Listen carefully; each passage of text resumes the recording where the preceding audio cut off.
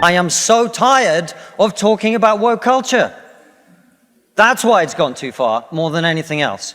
And I thank the other speakers for making the points for me, because it means I don't have to reiterate the point that no, free speech is not some right-wing reframing of whatever. It's the foundation of Western civilization. Upon this civilization is built, and the Enlightenment values that led to it. I don't have to make the point that has been made by far better people in the past, that the only way to deal with the problem of racism is to treat people on the content of their character and nothing else. And the fact that woke culture seeks to overturn that is a new form of racism that we must all oppose. It means also I will not use this opportunity to say I told you so, as someone who spent the last 5 years warning people in the West that if we continue to erode our culture, if we continue to undermine our confidence in Western values, that our enemies like Vladimir Putin will seek to capitalize on it. I will not make any of those points tonight. I want to talk to those of you who are woke and who are open to rational argument. A small minority, I accept. Because one of the tenets of wokeness is, of course, that your feelings matter more than the truth. But I believe in you. I believe there are those of you here who are woke, who are open to rational argument, so let me make one. We are told that your generation cares more than any other about one issue in particular, and that issue is climate change. We're told that many of you suffer from climate anxiety. You wish to save the planet. And for tonight, and tonight only, I will join you. I will join you in worshipping at the feet of Saint Greta of climate change. Let us all accept right here, right now, that we are living through a climate emergency and our stocks of polar bears are running extremely low. I join you in this view. I truly do. Now, what are we to do about this huge problem facing humanity? What can we in Britain do? We can only do one thing. You know why? This country is responsible for 2% of global carbon emissions, which means that if Britain was to sink into the sea right now, it would make absolutely no difference to the issue of climate change. You know why? Because the future of the climate is going to be decided in Asia and in Latin America by poor people who couldn't give a shit about saving the planet. No, thank you. No, thank you. It's going to be decided by poor people in Asia and Latin America who don't care about saving the planet. You know why? Because they're poor. Because they're poor. I come from Russia, which is not a poor country, it's a middle-income country. 20% of households in Russia do not have an indoor toilet. What they have is an outdoor toilet. And I don't mean one of those nice portaloos that we get here. I don't even mean a Glastonbury portaloo. I mean a wooden shack with a hole in the ground that holds a collected fermented memory of the last 10,000 visits. How many of you are going to go home tonight and say, let's rip out our bathroom and erect a Siberian shithouse in the back garden? And if you're not, why should they? 120 million people in China do not have enough food. I don't mean that they don't get dessert. I mean they suffer from malnutrition. That means that their immune system is breaking down because they don't have enough food. You're not going to get them to stay poor.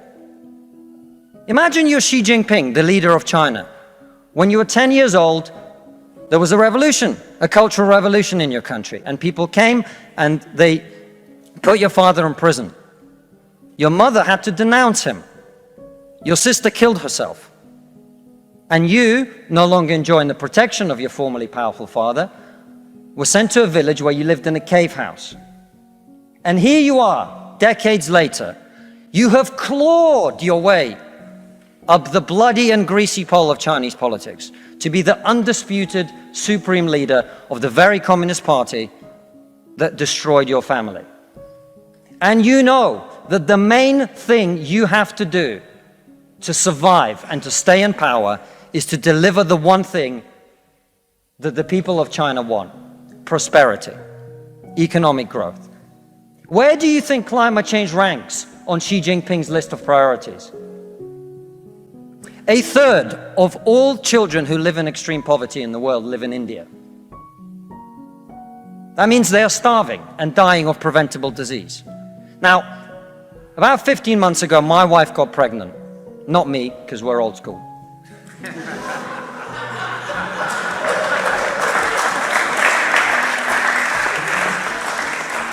And for 9 months, we talked about what our boy would look like, what he might do when he grows up. We looked at baby scans and videos on YouTube about what the fetus looks like at 9 months and 12 months and 20 months. And eventually he was born. And he is this cute little bundle of joy. He's cuter than about 80% of puppies, right? Now, if you said to me that I had a choice, either my son had a serious risk of starving or dying from a preventable disease in the next year, or I could press a button and he would live. He would go to school. He would bring his first girlfriend home. He'd go to university and graduate and become a woke idiot.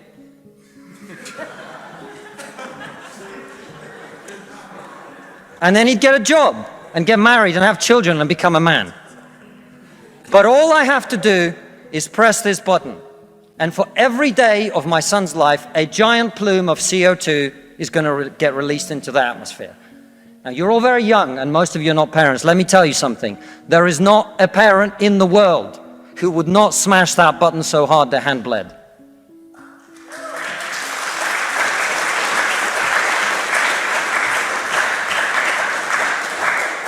You are not going to get these people to stay poor. You're not even going to get them to not want to be richer. And so, I put it to you, ladies and gentlemen, there is only one thing we can do in this country to stop climate change.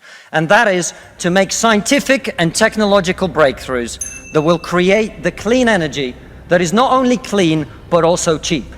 And the only thing that wokeness has to offer in exchange is to brainwash bright young minds like you to believe that you are victims, to believe that you have no agency, to believe that what you must do to improve the world is to complain, is to protest, is to throw soup on paintings. And we on this side of the house are not on this side of the house because we do not wish to improve the world. We sit on this side of the house because we know that the way to improve the world is to work, is to create, it is to build. And the problem with woke culture is that it's trained too many young minds like yours to forget about that. Thank you very much.